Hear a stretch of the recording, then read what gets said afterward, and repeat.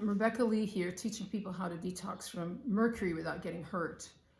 The reason I haven't been posting for a while is because I live in Port Antonio, Jamaica, and we just got hit by Hurricane Beryl.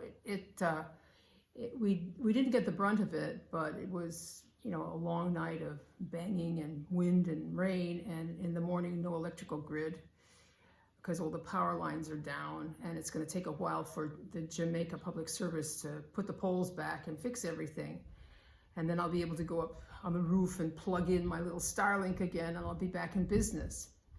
But what I wanted to talk about today is there's a chart in amalgam illness that describes all the different places that mercury interferes between the brain and the hormone-producing glands. And Joanne, Andy's girlfriend, who owns the copyrights, won't let me reproduce it. She said that Andy worked too hard on it for it to be given away for free. Apparently he had flip charts pertaining to this information that he had to go to more than 60 times to develop this chart. So go out and buy Amalgam Illness. It's on page 32, figure 4. This chart shows mercury interfering between the brain and the hormone-producing glands in 10 different places.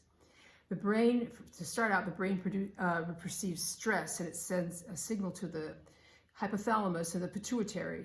It sends signals to the hypothalamus and the pituitary. And mercury can mess with things right here from the get-go. It can interfere with how the hypothalamus puts out an antidiuretic hormone, and I had to look up what that was. If you are peeing way too much and it isn't an infection or diabetes, this may be where it is coming from.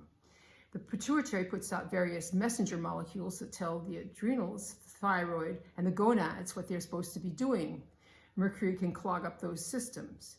It interferes with the liver's ability to transform the thyroid hormones T4 to T3 also.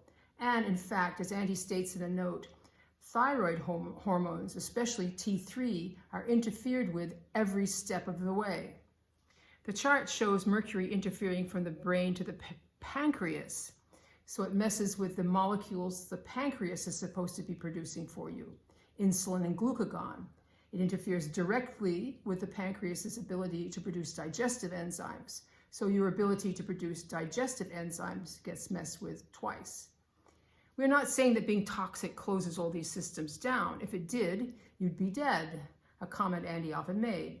But it surely puts a spoke in the wheel, or knocks a cog off the wheel, so that the systems work in a clunky, half-assed sort of way.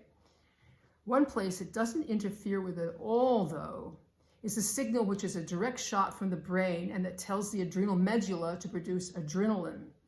The adrenal gland's ability to produce cortisol, androgens, and aldosterone gets messed with in 3 different places, but you always have plenty of adrenaline, which probably explains why we mercury people tend to insomnia, anxiety, and panic attacks. This chart nicely explains the epidemic of idiopathic chronic disease we are seeing, certainly in the United States. Anybody with any medical background has to be blown away looking at this chart. But if you wish to look at it, you must go out and buy Amalgam Illness. It is an expensive book, but this chart alone is worth the money.